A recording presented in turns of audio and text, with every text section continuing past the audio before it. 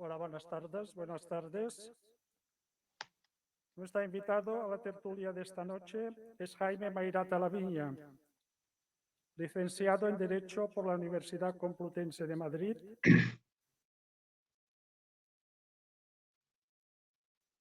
especialidad en Estudios Internacionales por la Universidad Complutense de Madrid, diplomado en Sociología Política por el Instituto de Estudios Políticos.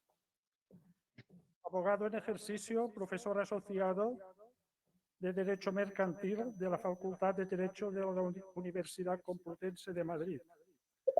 Ha sido director de los cursos especializados de Derecho Concursal para abogados del Ilustre Colegio de Abogados de Madrid.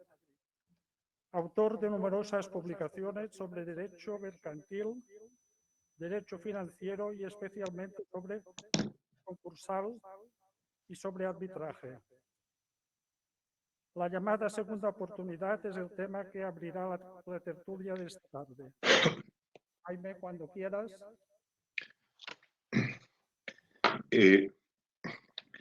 Es un honor y una gran satisfacció que una casa tan il·lustre com aquesta, s'Ateneo de Maó, compti amb jo per tractar un tema de tanta actualitat a dia d'avui com és l'anomenada segona oportunitat o benefici d'expansió insatisfet. M'encantaria poder fer sa meva intervenció en menorquí, llengua que entenc, disfrut cada dia llegint el diario Menorca, que és el primer que faig quan m'aixec, però que m'és molt difícil de ratllar i molt més difícil d'entendre en una conversa normal. Per això, només dir aquestes paraules d'introducció i passaré a ratllar castellà per continuar sa tertúlia. Moltes gràcies.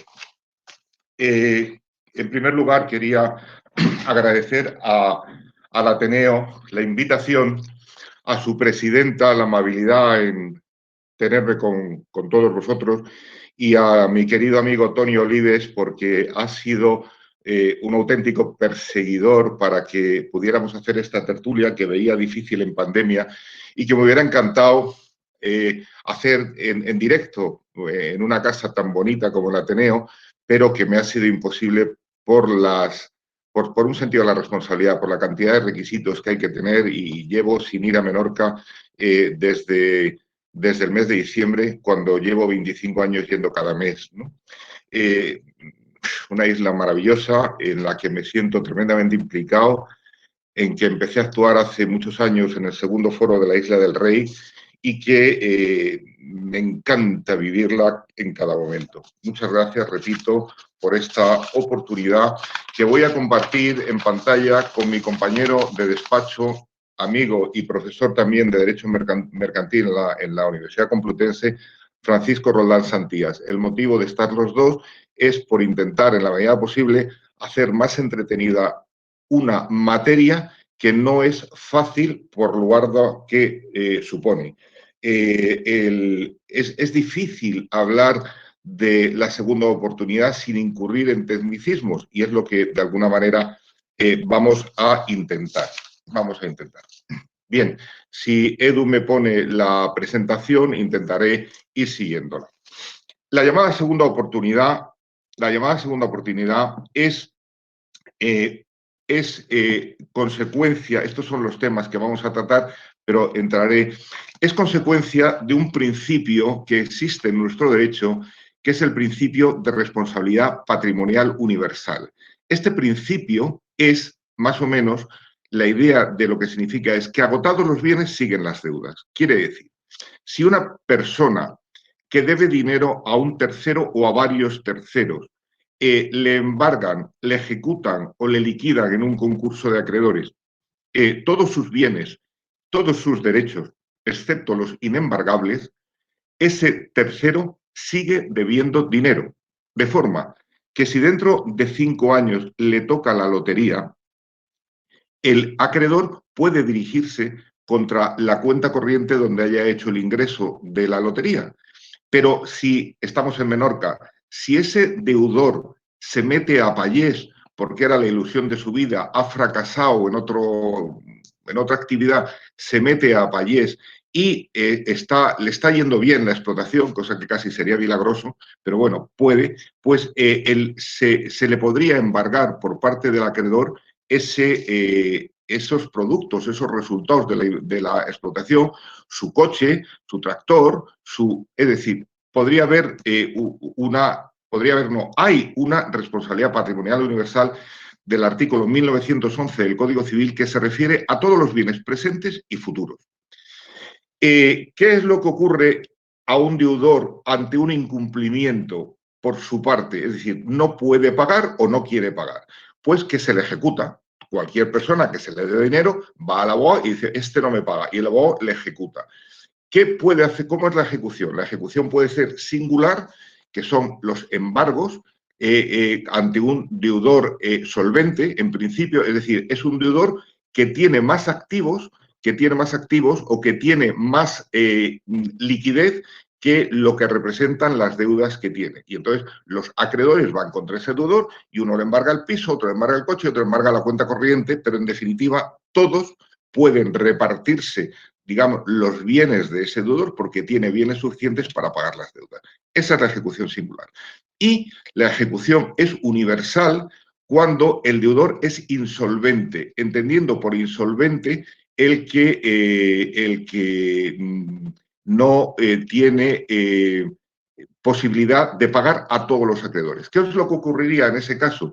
Que si los acreedores fueran a ejecuciones singulares, el más listo, el más rápido, el más informado o el más amigo podría embargar primero y sería el único o de los pocos que cobrarían y los demás se quedarían sin cobrar. Y para eso se inventa la ejecución universal, el llamado concurso de acreedores, que antes era, para los que estén más familiarizados con la expresión, la suspensión de pagos y la quiebra. Es un deudor que no puede pagar a todos y lo que se hace es decir, ejecutamos una sola ejecución para todos y lo repartiremos con arreglo a unas reglas que establece la ley, de forma que conforme a esas reglas, pues cobrarán en principio siguiendo un orden que la ley establece. Esa ejecución, esas ejecuciones singular o universal, se pueden evitar con un acuerdo del deudor con los acreedores. Es decir, si el acreedor que me debe a mi dinero y que yo iría a una ejecución singular, llega a un acuerdo conmigo y dice, oye, te voy a pagar en 3 años y te avala mi suegro o te hipoteco mi casa, pues el tema está resuelto. O puedo llegar a un acuerdo con los acreedores preconcursal, que es algo nuevo, relativamente nuevo en nuestro derecho, antes no existía. Antes lo que hacíamos era ejecución singular o ejecución universal, o sea, presentar un concurso de acreedores. Y ahora, para evitar el concurso de acreedores y con ello la ejecución singular también, podemos ir a un preconcurso. Y ese preconcurso se da cuando el deudor es insolvente. Insolvente porque no tiene bienes o porque no puede hacer frente a sus deudas con los bienes que tiene.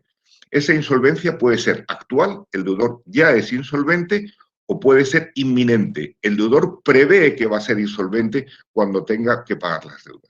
Y si lo quiere evitar, puede hacer 2 cosas. Ir a un preconcurso, que es de lo que más vamos a hablar hoy, o ir a un concurso de acreedores. Ese concurso de acreedores puede ser voluntario si lo presenta el deudor, puede ser necesario si lo presenta el acreedor, y es un concurso que se llama consecutivo, que lo vamos a ver ahora un poquito, que es cuando el deudor intenta un acuerdo con los acreedores. Vaya hombre.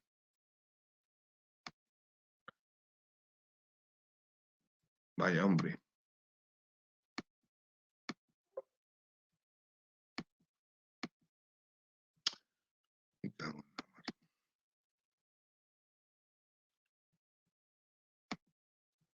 ¿Sí? ¿Se me oye?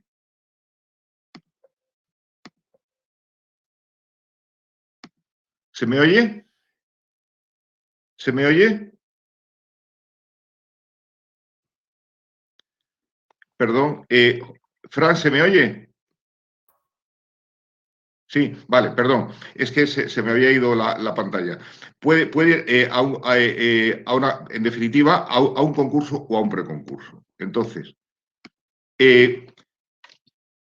para hablar ahora de la segunda oportunidad, tenemos que hacer una referencia a sus beneficiarios. Los beneficiarios en la segunda oportunidad son aquellos que pueden acogerse a una nueva institución, que es la institución del beneficio del pasivo insatisfecho, la exoneración o beneficio del pasivo insatisfecho, que es lo siguiente. Si yo tengo una responsabilidad patrimonial universal y pago con todo lo que tengo, mis bienes a hoy se acaban, excepto los inembargables, es decir, el sueldo por el mínimo lo legal que dice la ley, pues poca cosa más. Entonces dice, yo nunca podré reponerme. Entonces digo, ¿quién se puede reponer? Y aquí vamos a ver luego cuántos son los posibles beneficiarios, porque la idea es la siguiente.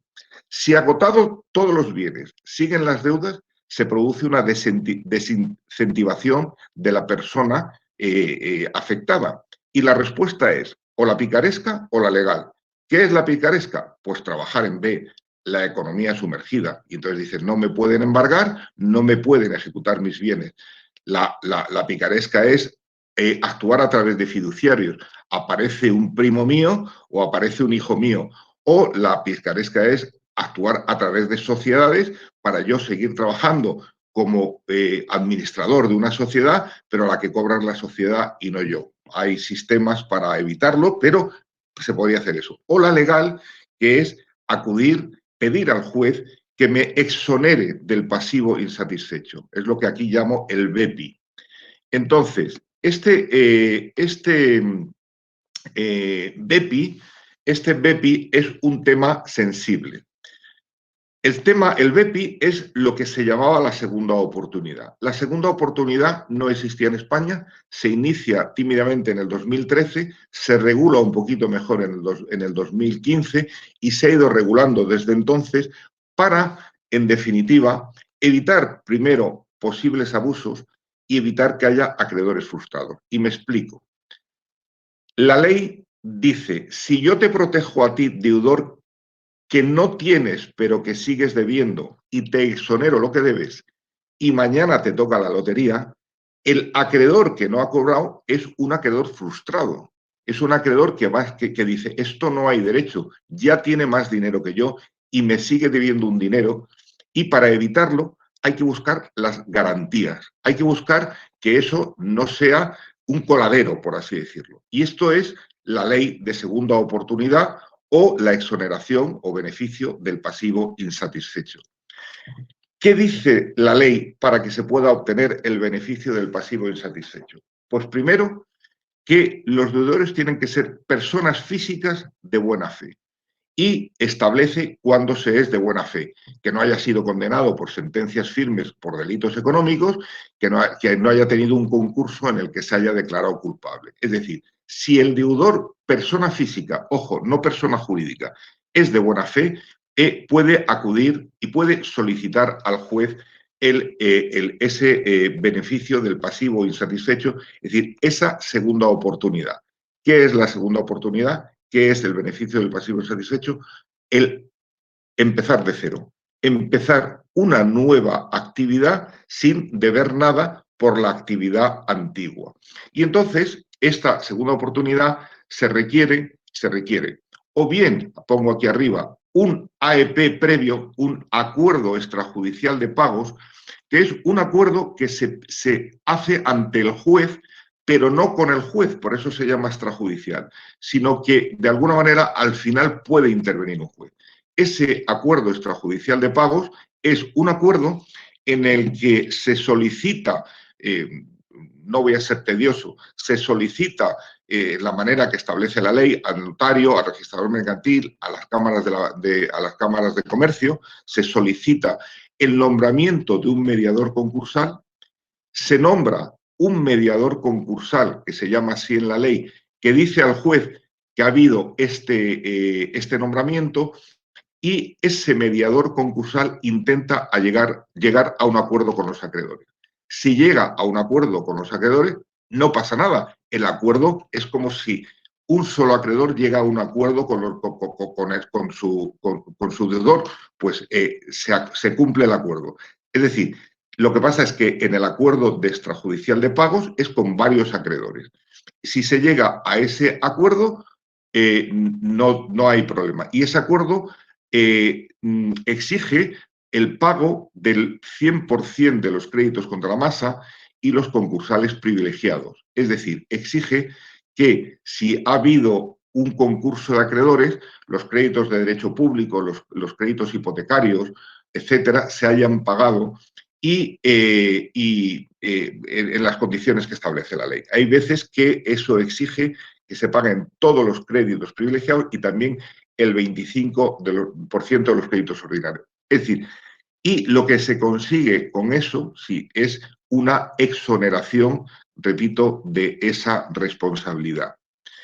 En definitiva, lo que se pretende es superar la situación de insolvencia a través de un pacto con los acreedores. Nos vamos a ir un poquito para atrás para ver, digamos, a cuántos posibles beneficiarios afecta este problema.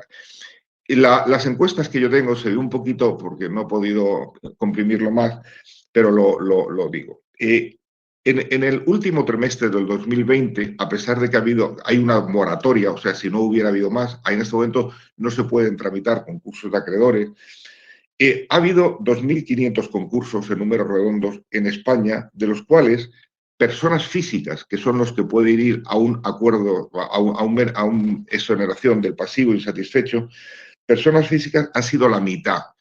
Y de esta mitad de 1.500 en números redondos personas físicas, 150 eran personas físicas empresarios y el resto, 1.450, eran personas físicas no empresarias. O sea, familias que deben pues el colegio de los niños, que deben la hipoteca de la casa, que deben lo que deben la gente, créditos a lo mejor a estas compañías que ahora pululan como... ¿Cuáles son las previsiones de los concursos cuando se levante la moratoria concursal? Pues las previsiones de concurso son de que van a subir mucho y las solicitudes de este beneficio de exoneración del pasivo insatisfecho también. Por ejemplo, me llama la atención que en este cuadro que avanzo aquí, que, por ejemplo, en Cataluña y en Baleares los concursos subirán un 37%, es decir, que es una cifra muy alta. Por ejemplo, en Andalucía subirían un 12%, en Madrid subirían un 31%, es decir, va a haber muchos concursos, se van a acabar los ERTEs, la gente, las empresas lo van a notar y habrá concursos. Entonces,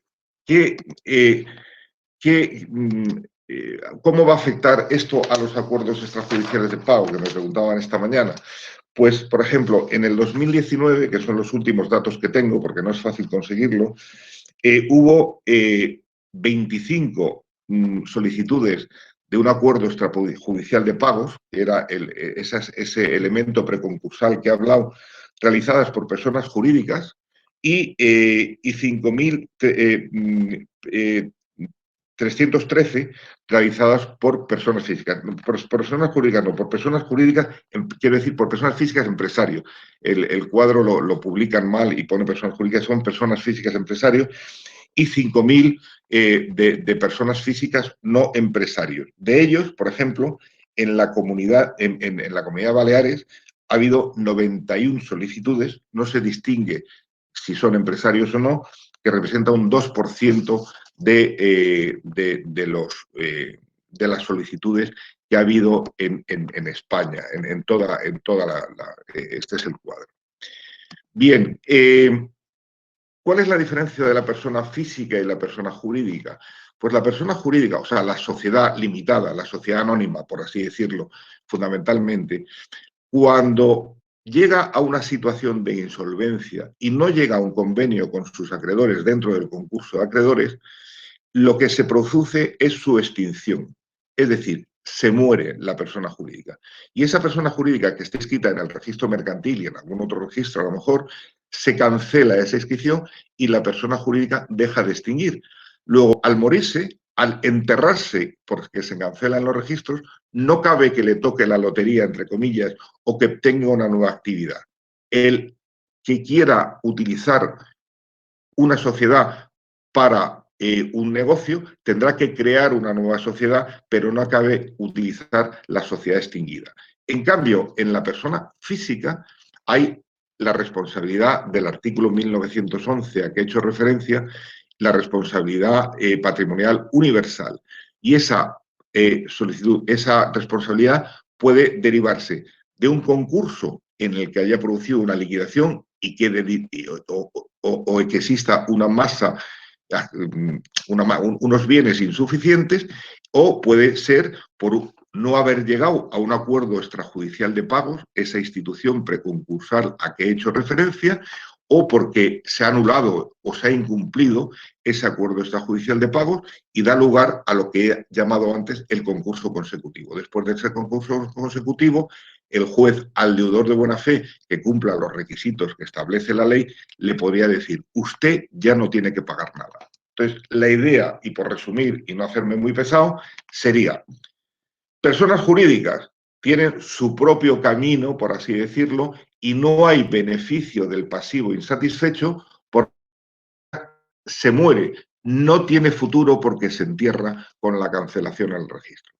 Persona física sigue viviendo y una vez consumidos los bienes que no sean inembargables, ese deudor sigue debiendo de por vida hasta que prescriban las acciones para reclamarle. Y entonces, cumpliendo una serie de requisitos, puede solicitar la exoneración del pasivo insatisfecho. Esta exoneración es compleja porque esta exoneración exoneración tiene, primero, un problema, que son los créditos públicos. Voy a hacer una brevísima referencia. El crédito público es el crédito de Hacienda y el crédito de la Seguridad Social. Son los créditos más afectados normalmente, que más afectan normalmente a estos procedimientos concursales y preconcursales. La ley concursal es una ley del 2003 y ha sido reformada en el 2020. Y la ley no ha sido reformada, ha sido refundida. ¿Qué es lo que han hecho los refundidores? Los refundidores se han pasado y no solamente han refundido, refundir es lo que había lo pongo en orden. Y han creado alguna nueva, alguna nueva normativa, por así decirlo. Una normativa que a mi juicio no es conforme con lo que es una refundición. Como esa refundición se ha hecho a través de un real decreto legislativo, el legislador del texto refundido se ha pasado y no tenía competencias para hacerlo. Lo digo esto porque en el texto refundido se dice que los créditos públicos no pueden verse afectados por este tipo de beneficio del pasivo insatisfecho en general. ¿Qué es lo que ocurre? Que antes de la ley, del texto refundido, la ley anterior, la que luego se refunde, fue interpretada por el Tribunal Supremo. Y el Tribunal Supremo dijo que los créditos públicos sí seguían afectados. Ante esa sentencia, el legislador intenta reaccionar y dice, hago el texto refundido y donde la ley decía esto y el Tribunal Supremo lo ha interpretado de esta manera, digamos, incido para decir que el crédito público no se puede afectar por ese beneficio del pasivo insatisfecho. Mi opinión es que esto afecta a una interpretación de la ley hecha por el órgano judicial encargado de interpretar la ley, que es el Tribunal Supremo, la Sala Primera de lo Civil en estos casos, y va en contra de lo que es la ley que se tiene que refundir, va en contra del criterio del Tribunal Supremo y va en contra de una directiva de la Unión Europea que todavía no está transpuesta a España, pero que se tiene que transponer, que dice lo mismo. Luego, esto es una dificultad añadida, porque los jueces ya están interpretándolo en el sentido que yo defiendo. Algunos jueces ya están y dice, óigame, el crédito público se ve afectado. Pero ¿qué pasa? Si el deudor entra en un proceso para pedir el beneficio de la exoneración del pasivo insatisfecho, un proceso en el que tiene que haber un mediador concursal, un concurso consecutivo o un concurso de acreedores previos, con todo lo que supone de papeleo y de gasto. Y al final ve que los créditos hipotecarios, que son créditos privilegiados, no quedan afectados por la exoneración y que el crédito público, que será lo que deba, el IVA, si es empresario, deberá, pues no sé, la renta, deberá, el IBI, todo ese crédito no queda afectado. Entonces, ¿quién le va a afectar? ¿El del colegio del niño? Si a lo mejor son 4 duros, en la tienda de la esquina le habrán dejado de fiar. Es decir, no veo yo mucho sentido a una exoneración del pasivo insatisfecho sin crédito público. Y de ahí esta interpretación que hago. Procedimiento complejo y caro, habría que acudir, sin dudarlo, a la asistencia jurídica gratuita para que los abogados y procuradores que tengan que intervenir en los procesos, que ya funcionan, y lo digo maravillosamente bien en general. Mi abuelo era abogado, mi padre también, y me dijeron que ser abogado de oficio era el mayor orgullo que podía tener un abogado y que jamás se podía delegar.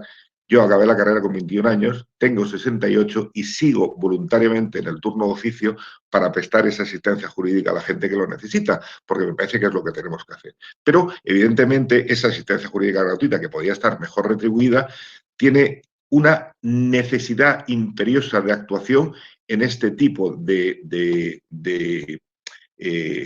expedientes, y luego hay unos problemas en la retribución del mediador concursal, fundamentalmente porque los mediadores concursales, sería muy largo de explicar, a veces no cobran. Entonces los mediadores concursales no quieren actuar en esos concursos consecutivos, y si no actúan en los concursos consecutivos, pues digamos, y en los acuerdos extrajudiciales de pago, pues eso no se puede pedir el beneficio del pasivo insatisfecho. ¿Merece la pena? Me digo en esta fase final, pues veo que los procedimientos son muy complejos, veo que hay una falta de cultura concursal y preconcursal en España. Los concursos y los preconcursos están hechos para que se continúe la actividad empresarial. En España, la mayor parte de los concursos acaban en liquidación. En liquidación significa que los acreedores no cobran.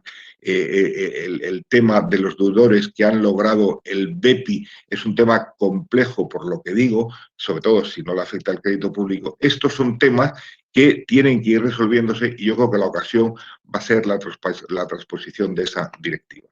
Bueno, con esto creo que agoto mi tiempo, agoto bastante mi tiempo, y quedo abierto a las preguntas o al coloquio que se quiera mantener con los asistentes, a los que, por supuesto, Francisco Roldán y yo agradecemos y que estamos a vuestra disposición.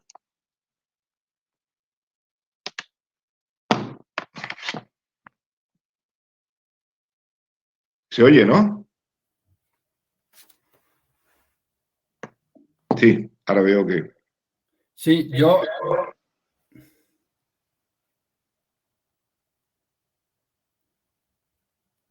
no digo nada. ¿A mí se me oye? Sí, ahora sí.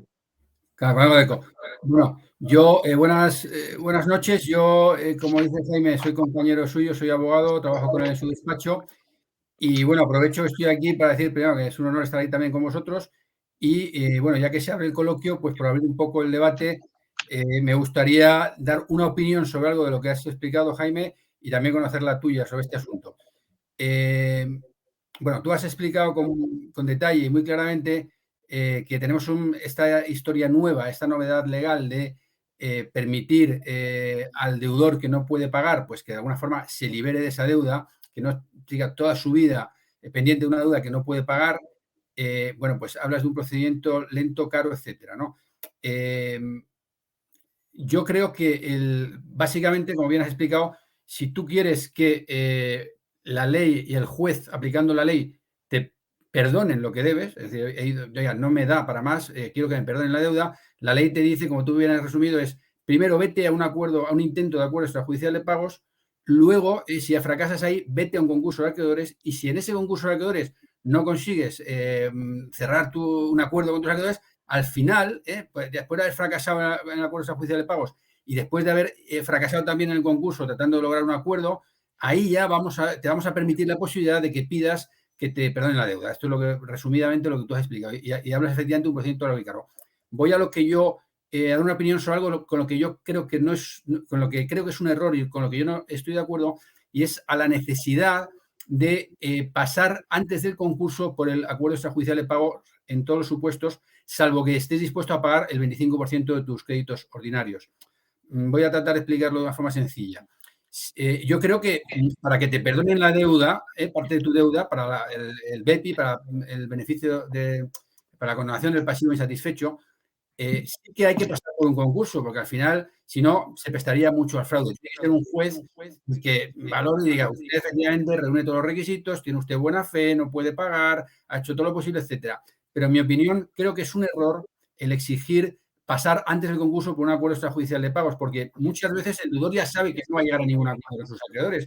Cuando la situación del deudor es tan dramática que sabe que no va a poder ofrecer nada, lo único que resta es ir directamente a un concurso, pedir que te liquiden y que te liberen de esa deuda. Entonces, pero la ley, creo, en mi opinión, esto acabará excluyéndose en muchos supuestos. No tiene sentido decir al deudor, váyase usted a un intento de acuerdo, fracase, y cuando haya fracasado vayas a un concurso y ahí ya me pide usted que le perdonemos la deuda.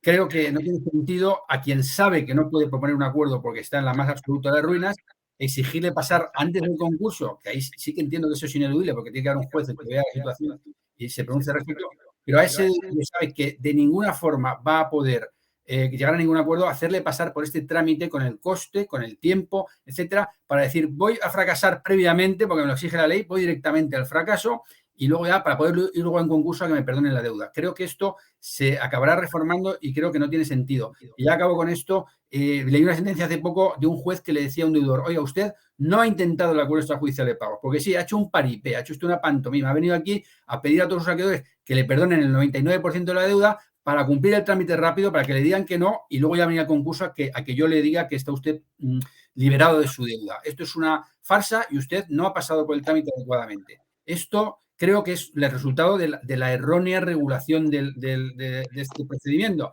Es decir, aquel deudor que tenga claro que no puede lograr ese acuerdo extrajudicial, no le obliguemos a fracasar previamente, sabiendo que va a fracasar, para luego poder ir al juzgado. Esto, no sé si lo he explicado, si me he enrollado demasiado, lo siento, pero vamos, es un poco mi visión del tema y creo que esto acabará desapareciendo como requisito previo. Es una opinión. Me gustaría también, Jaime, que tú nos digas si lo compartes o si crees que de alguna forma es ineludible el acuerdo extrajudicial de pagos, aún sabiendo que no tiene sentido.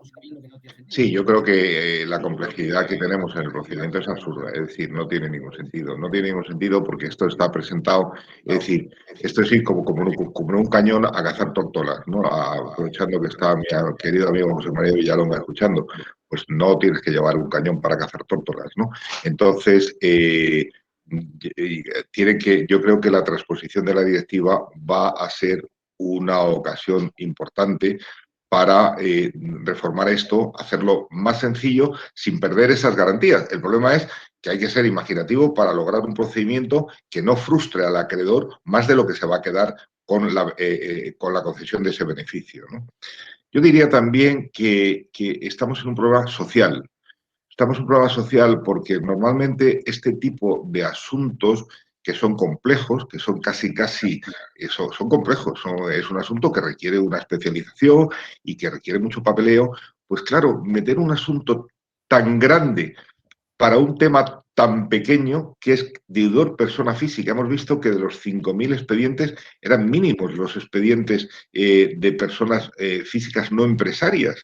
Es decir, que estamos hablando de padres de familia, de gente que a lo mejor está alquilada, de gente que tiene muy poco. Tener que hacer todo eso, yo creo que es, sinceramente, excesivo.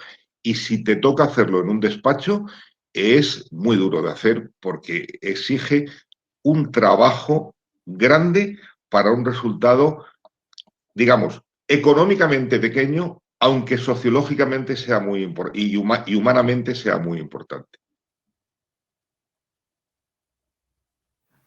Gracias. ¿Hay alguna intervención? Ahora miraremos si hay preguntas en la sala o en el chat.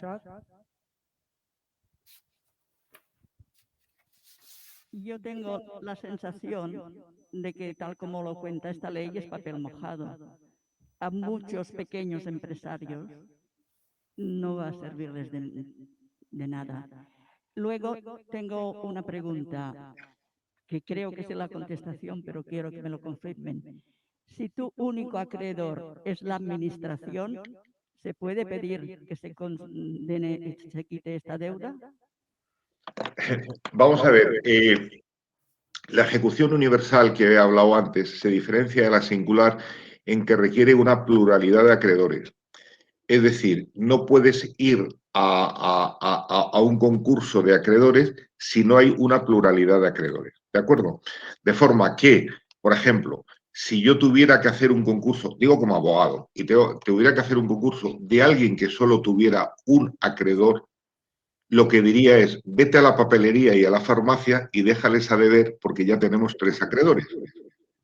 Pero esta interpretación que exige la ley con carácter general no se está exigiendo o no se está exigiendo en parte para estas personas físicas que son los beneficiarios del pasivo insatisfecho, los únicos que pueden ir, porque los juzgados mercantiles y los juzgados civiles en general están entendiendo, y a mi juicio bien, que ese acreedor de una deuda mínima, de una deuda en general pequeña, pero para él muy gravosa, digamos, se entiende que en esa deuda hay comprendidos muchos conceptos y por tanto, el requisito de la pluralidad de acreedores se debe dar por sabido. Y entonces admitirían el concurso o el preconcurso para lograr el beneficio del pasivo insatisfecho. Ahora bien,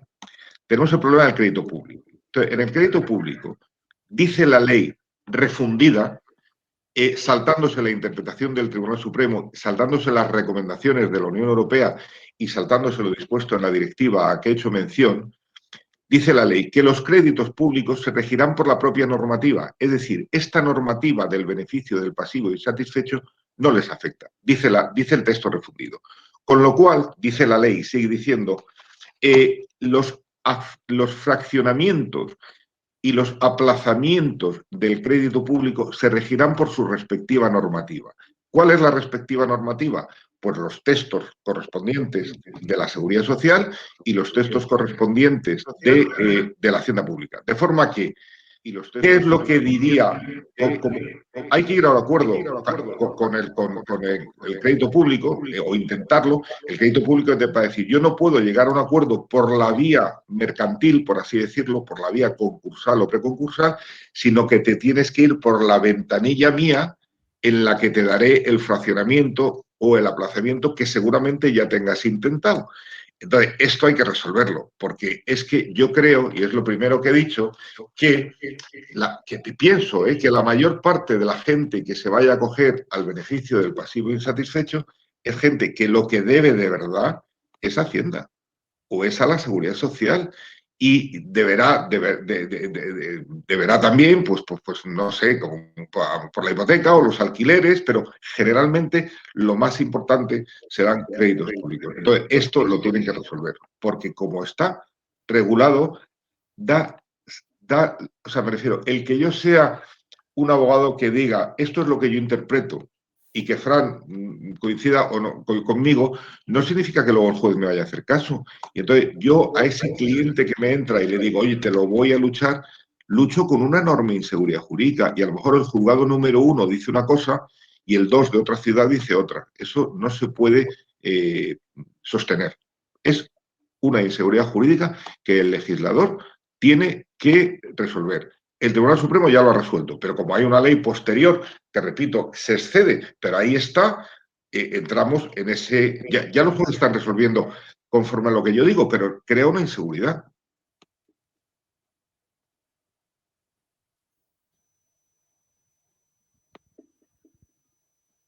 ¿Alguna cosa más? ¿Hay preguntas en el chat? No hay preguntas, no hay más preguntas. Muchas gracias.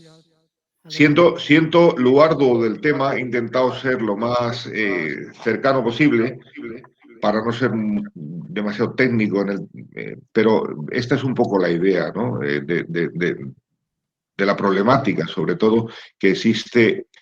O sea, hay responsabilidad patrimonial universal y una salida para empezar de cero, pero esa salida es tan compleja que a mi juicio o se reforma o, como se ha dicho bien en la sala, es casi, no del todo, pero casi papel mojado en muchas ocasiones. Jaime, si me permites añadir una cosa final en relación con esto, como bien dices, es casi papel mojado y cuidado porque en ciertos sitios se vende que esto es una panacea. Entonces, ya que estamos hablando del tema, no solo estamos hablando de algo que tiene mucha letra pequeña, sino que encima ese pequeño empresario del que nos hablaba antes, un asistente que probablemente en estos casos le solucione un poco, tiene el peligro de verse atraído por cantos de sirena a determinadas empresas que están vendiendo publicidad de la segunda oportunidad como si fuera la solución a todo, ¿no? Te venden que por una pequeña cuota mensual acabas con tus deudas, olvídate de tus deudas, tenemos aquí la nueva solución a tus problemas, páganos una cuota mensual bajita y olvídate de pagar todo lo que debes a todo el mundo. Entonces, digo, es casi papel mojado, tiene mucha letra pequeña y encima hay gente a la que se le está vendiendo la idea de que esto es la solución a todos sus problemas. Entonces, sepamos lo que es porque no nos dejemos atraer por esa llamada a la solución fácil. Esta solución de la insolvencia es muy difícil y la solución fácil nunca existe y aquel al que le quieran vender esta solución fácil, que sepa, y más aún hoy después de esta ponencia tan interesante, que no existe la solución fácil y que el que se la venda, pues le está vendiendo algo que no existe. Muy bien.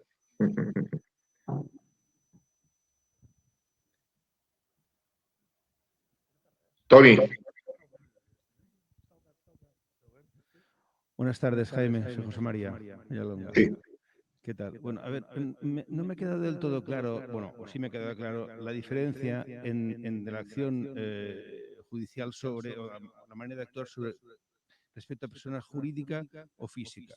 Es decir, me ha parecido entender que si eres persona jurídica y al no ser solvente o ser insolvente la sociedad, y pues queda, evidentemente, según me ha parecido entender, extinguida cualquier tipo de responsabilidad. Al acabar el capital social que pueda tener esa sociedad y tal, pues ya no puede nadie ir en contra de ella por ser insolvente. Yo, pues ahora como técnico, como profesional, soy arquitecto, me podría encontrar en un caso, por lo tanto soy una persona física y no tengo una sociedad. No tengo una sociedad como tengo otros compañeros que sí tienen, ¿no?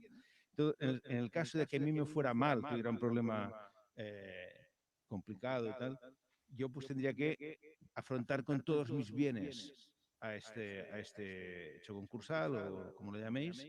Y en cambio, si fuera José María Villalonga llamado lo que fuere arquitecto, lo que fuera, entonces al tener el problema sería la sociedad la que parar y yo me quedaría pues con mis bienes a salvo. Sí.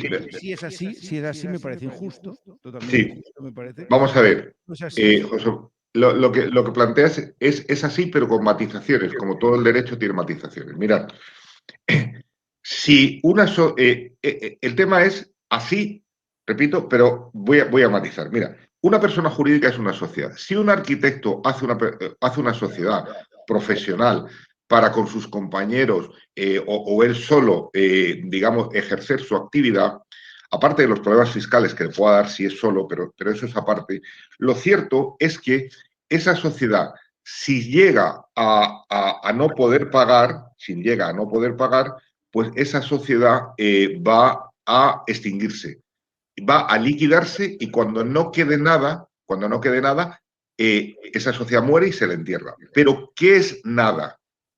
Pues nada esa sociedad es nada después de que los administradores concursales hayan ejercitado todas las acciones que en el mundo societario se prevén, incluida la responsabilidad de los administradores. Entonces, si los administradores de la compañía, que tienen que ser ya personas físicas finalmente, si los administradores de la compañía, por ejemplo, una sociedad de arquitectos tiene un socio que es el responsable y el presidente, el administrador único de la compañía, lo que sea. Y entonces ese administrador único lo ha hecho mal. Entre los activos de la compañía está la posible responsabilidad de ese administrador único en que la sociedad haya ido mal. Y esa responsabilidad se ejerce sobre los bienes personales del administrador único. Quiere decir, hay más acciones. Por ejemplo, si la sociedad se considera que se ha interpuesto para burlar la ley, los jueces lo que hacen es que es una cosa que se llama el levantamiento del velo. Levantan, como por así decirlo, la cortina que tapa lo que hay detrás de la sociedad y van a por los administradores o a por los socios fraudulentos de esa sociedad. Entonces, la sociedad se considera que ya no tiene nada cuando se han ejercitado todas esas acciones. Es decir, no es tan sencillo como pero efectivamente. Luego también hay otra cosa que es en las sociedades profesionales hay una responsabilidad solidaria de los profesionales entre ellos y con la propia sociedad. Entonces, una responsabilidad que es dura. La responsabilidad solidaria significa que respondes también con tu patrimonio personal. Entonces, hemos hablado de las sociedades profesionales. De otras sociedades pasa lo mismo. Entonces, si al final ni yendo contra los administradores, ni levantando el velo, ni haciendo todas las cosas que se pueda hacer, la sociedad es un salero vacío. Ya puedes mover el salero que no sale sal. Y entonces esa sociedad se entierra. Con la persona física, ¿qué pasa? Pues lo mismo. Si la persona física le han quitado todo, y todo imagínate que haya puesto el piso a nombre de su hijo que está estudiando. Pues el administrador concursal dirá, óigame, eso es fraudulento, vamos a recuperar el piso porque es una donación ineficaz. Es decir, será parecido. Si al final ya esa persona física no tiene nada, solamente le queda lo inembargable, en ese momento es cuando se pide el BEPI, el beneficio de exoneración del pasivo insatisfecho, para que esa persona pueda empezar de nuevo. O sea, la idea es buena. El problema, la idea es buena, el problema es que el procedimiento es muy complejo.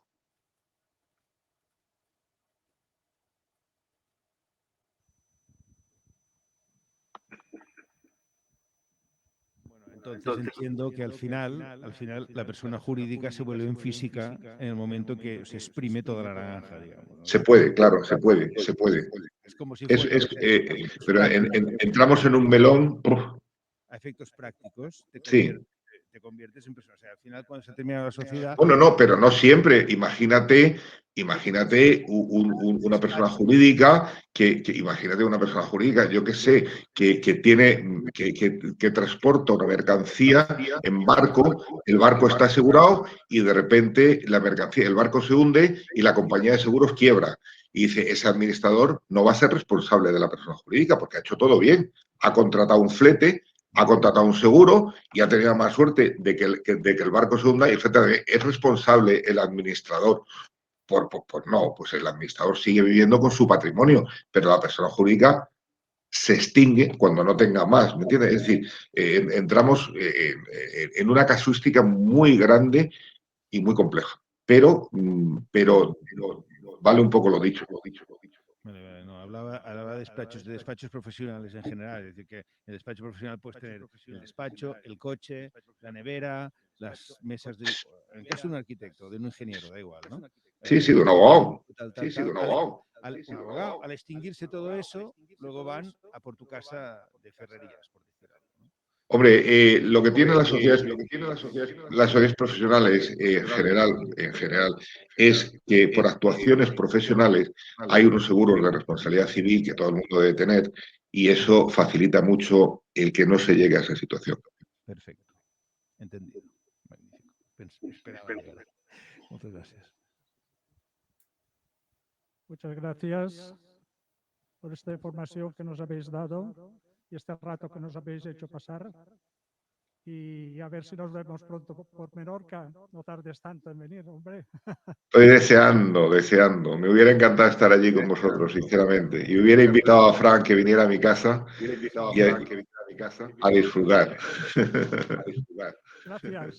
Lo apunto. Muchas gracias a todos. Buenas noches. Gracias. Adiós, Fran. Gracias.